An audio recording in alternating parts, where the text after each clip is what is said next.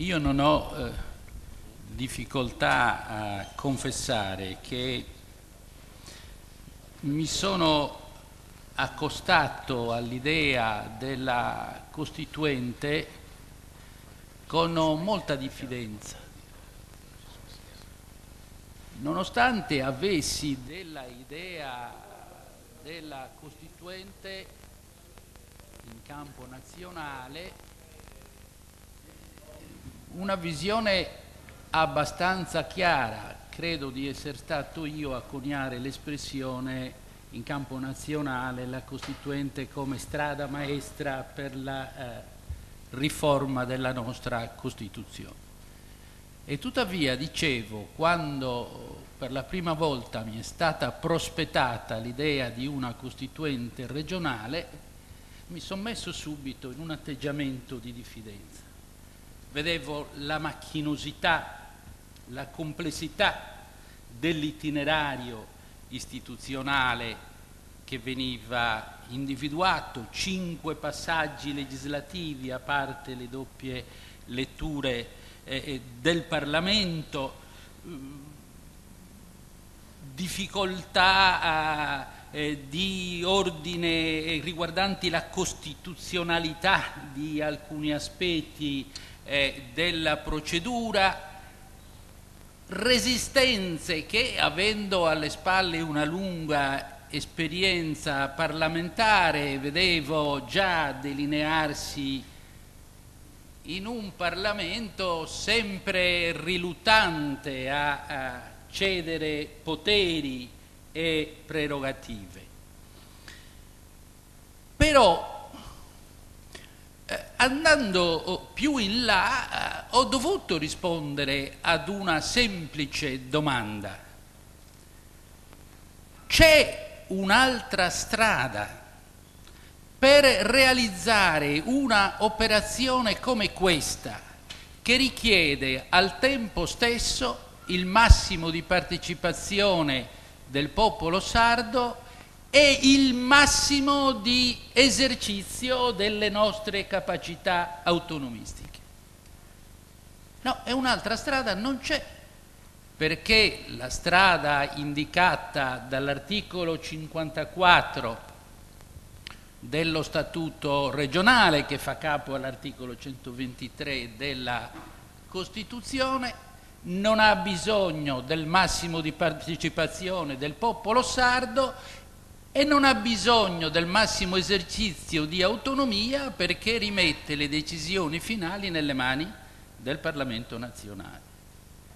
E allora, se non vogliamo fare una operazione di piccolo cabotaggio, che sarebbe quella del miglioramento del nostro statuto in base alle riforme già operate in sede nazionale e con legge ordinaria e con la riforma del titolo quinto, se non vogliamo fare una cosa di questo genere, che peraltro è già fatta, si tratta soltanto semplicemente di raccoglierla e di trasferirla nella legislazione regionale.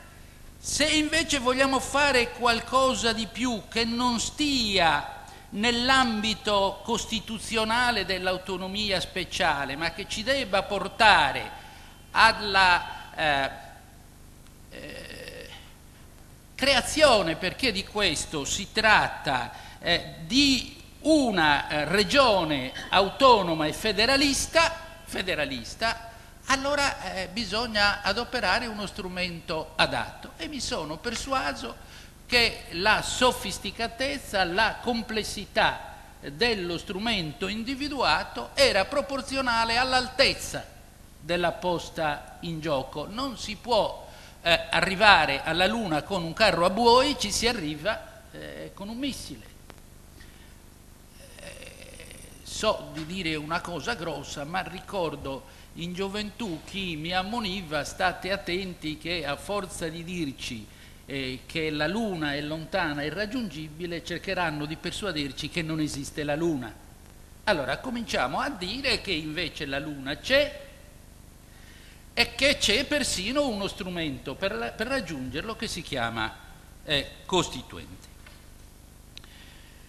Io credo che anche l'esperienza di mezzo secolo e passa di autonomia consigli il ricorso alla Costituente. In questi 50 anni le sole riforme regionali che conosciamo sono tutte riforme di risulta, prodotte cioè dal Parlamento nazionale, non dal Consiglio regionale. Il Consiglio regionale non ne ha prodotta neppure una, per sua incapacità, per sua debolezza, per le sue divisioni interne. Non lo so e non lo credo. La verità è che difficilmente un potere costituito come il Consiglio regionale riesca ad operare come potere costituente, cioè che riesca a riformare se stesso in maniera sostanziale. L'amico Mario Melisi, che ha una lunga esperienza parlamentare oltre che regionale, riderebbe sicuramente all'idea di vedere il Senato della Repubblica riunito per abrogare il Senato e trasformarlo in Camera delle Regioni. Rideremmo tutti. Allora, è di questa verità che dobbiamo tener conto, e questa verità vale per gli organi nazionali, vale per il Consiglio regionale. In sede nazionale siamo sì riusciti a fare riforme costituzionali, ma nessuna di queste è andata a fondo. Siamo riusciti a fare opere di imbellettamento della Costituzione, di imbellettamento federalista, come è la riforma del titolo quinto, che sta creando molti più problemi di quanti non ne abbia risolti. Già dalle cronache di questi giorni state vedendo quale conflitto tra governo centrale, tra Stato e regioni si sta creando a causa degli incertissimi confini sulle materie a legislazione concorrente, per cui governo centrale, regioni, Stato e regioni si avventano su queste materie come cani che prima di sbranare la materia finiranno per sbranare se stessi. Se non si mette anche lì ordine, anche qui non è questione di individuare le materie a legislazione concorrente, forse è molto meglio ridurre a zero la legislazione concorrente e stabilire poteri chiari, netti per le regioni, altrettanto netti per i poteri centrali. Comunque, tornando al mio ragionamento, che lo riconosco è inevitabilmente schematico, allora questo della Costituente è il solo strumento di cui possiamo disporre per fare una riforma davvero in senso federalista che mobiliti insieme le migliori energie della nostra isola, che realizzi la partecipazione popolare. Io aggiungo che questo è il momento giusto. Custa populos est ora. Perché? Perché oggi c'è, almeno in Europa, in atto un processo grandioso di ridistribuzione dei poteri. Gli Stati nazionali cedono quote crescenti di sovranità verso l'alto all'Europa e verso il basso, ma senza dare a basso qui alcuna connotazione negativa, e verso il basso, verso le regioni e il sistema delle autonomie locali in generale. Chi la fa questa ridistribuzione di sovranità? La fanno i burocrati di Bruxelles? La fa il Parlamento nazionale per conto della regione e magari il Consiglio regionale per conto dei comuni? O devono invece farla coloro che della redistribuzione dei poteri sono i destinatari naturali? Non è forse questo il momento, mentre i poteri si ridistribuiscono, di restituire lo scettro al sovrano, cioè al popolo. E quale strumento migliore di una Costituente per restituire lo scettro al sovrano? Io devo dire che ho apprezzato molto anche l'ispirazione unitaria che anima il progetto e che trovo coerente con questo processo di ridistribuzione della sovranità in Europa. Noi in Italia stiamo, seppure faticosamente, marciando verso un federalismo che tende a fondare l'unità nazionale sulla diversità delle singole regioni, che fa della diversità una delle ricchezze grandi del Paese. Abbiamo già cominciato a farlo con la Carta dei diritti, si vedrà prossimamente all'Aken quando partirà la Convenzione il 15 dicembre per l'avvio, diciamo, del processo costituente europeo. Si vedrà anche lì che l'orientamento prevalente è quello di costruire una Europa che sia una federazione di stati nazionali. Anche lì si tende a creare unità valorizzando le diversità, non ritenendole elemento di disgregazione. E allora vedete che sia i processi nazionali che quelli sovranazionali vanno tutti in questa direzione. Naturalmente, per quanto riguarda noi sardi e noi italiani, ognuno di noi ci deve andare col passo e con le idee che le condizioni peculiari in cui si opera suggeriscono. E per questo è giusto che la scelta della Costituente sia proprio la scelta della Costituente sarda, una cosa a sé, del tutto diversa da quella che può essere la scelta di altre regioni italiane che per esempio sembrano prediligere. Noi ne stiamo discutendo in Consiglio dei Ministri una via grossomodo spagnola per cui altre regioni accederanno a forme di autonomia differenziata in ragione delle loro condizioni sociali, economiche, storico-culturali, ambientali. Se questa regola, questa norma vale per tutte le regioni italiane, ce ne sono una ventina in più di ragioni per cui essa debba valere per noi sardi.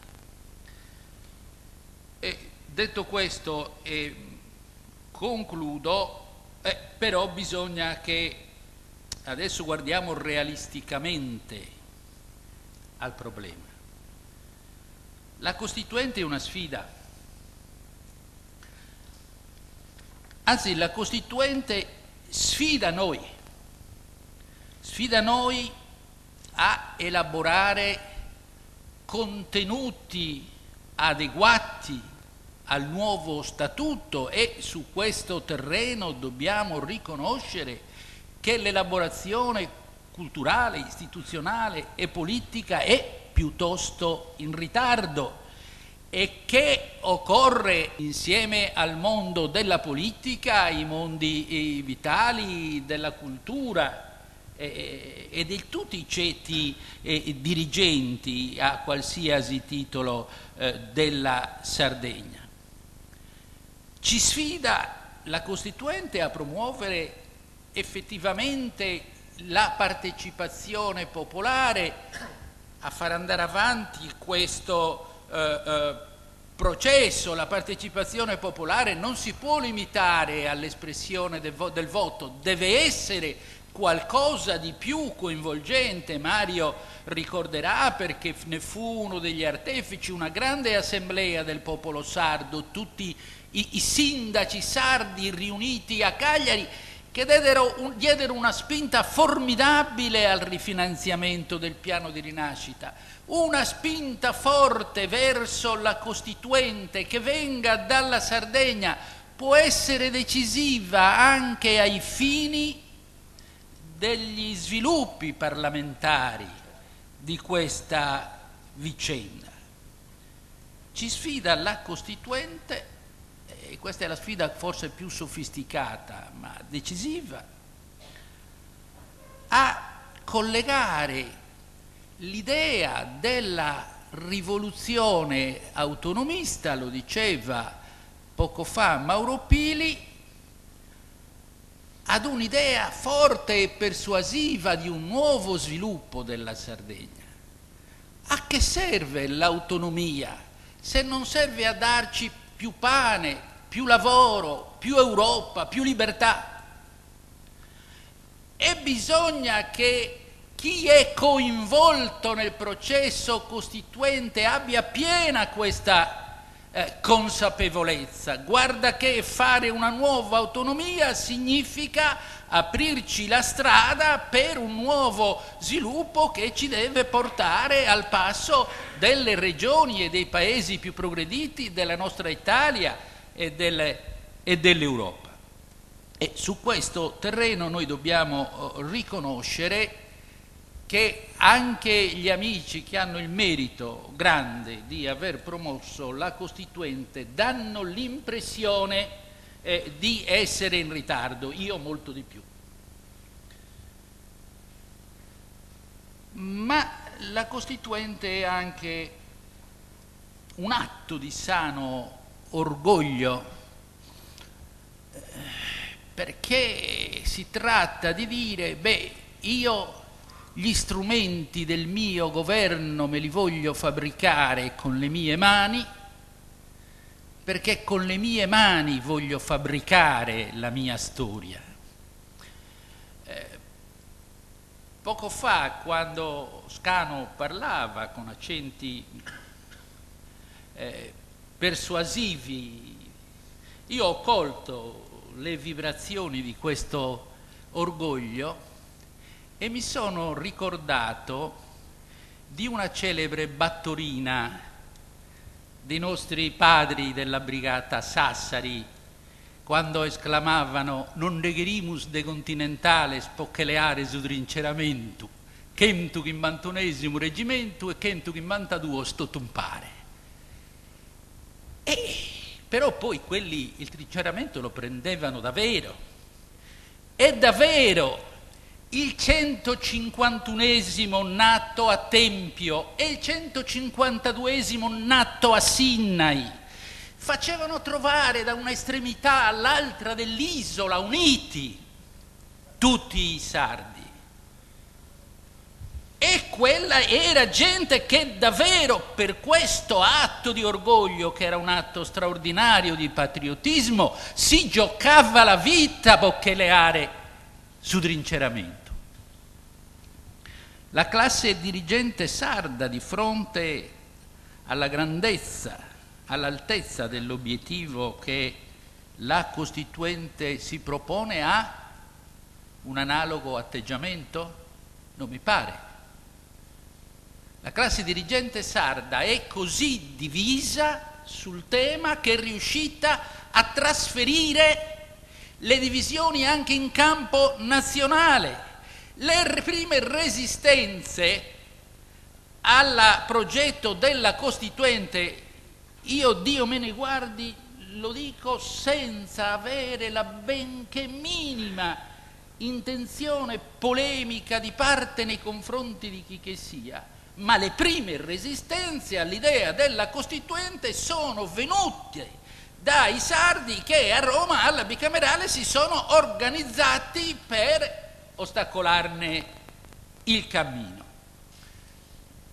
Noi non possiamo accettare questa divisione, questo dato di fatto. perché è un dato drammatico che sembra far pesare su di noi la maledizione antica, caro Mario, che ha pesato sui sogni federalisti della Sardegna dal famoso triennio rivoluzionario 200 e passa anni fa fino ad ieri.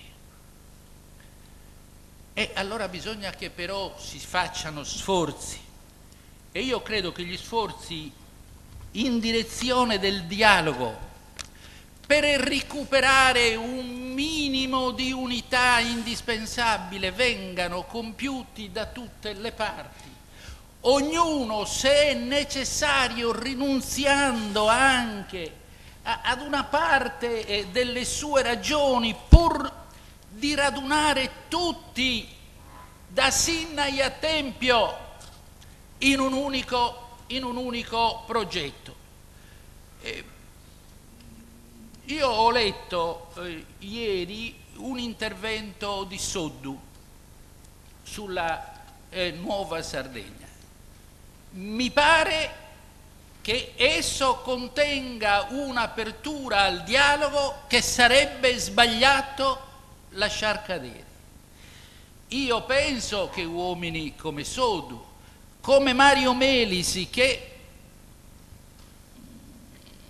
non gli faccio certo propaganda, sicuramente sa andare in nome della Sardegna e soprattutto dell'autonomia, vedo Angelo Roichi e altri presidenti della regione che non sono più nel gioco, potrebbero oggi svolgere un ruolo importante di mediazione, ponendosi un pochino al di sopra delle parti, perché malauguratamente il dibattito in Consiglio regionale sulla Costituente ha diviso le forze non in base a valutazioni diverse del progetto o non in base a considerazioni di carattere politico-costituzionale, ma in base a ragioni di schieramento. Soltanto pochi ardimentosi sono riusciti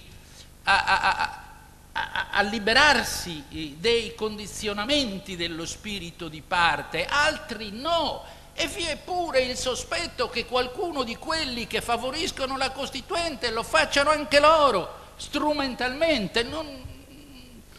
Come dire, non mi faccio ingannare né da adesioni superficiali né da pregiudiziali ostilità, però bisogna, perché la posta è alta, che veramente si faccia uno sforzo grande, che si muovano quelli che sono, grazie a Dio, ancora in campo, i padri della nostra autonomia, e che nel Consiglio regionale, con un presidente che avrà tanti difetti, ma e poi ci sono difetti, voi sapete che in Italia non vengono perdonati mai a nessuno, lo dico ai giovani, ci sono 3 difetti che in Italia e in Sardegna in particolare non vengono mai perdonati: la gioventù, l'intelligenza e il successo.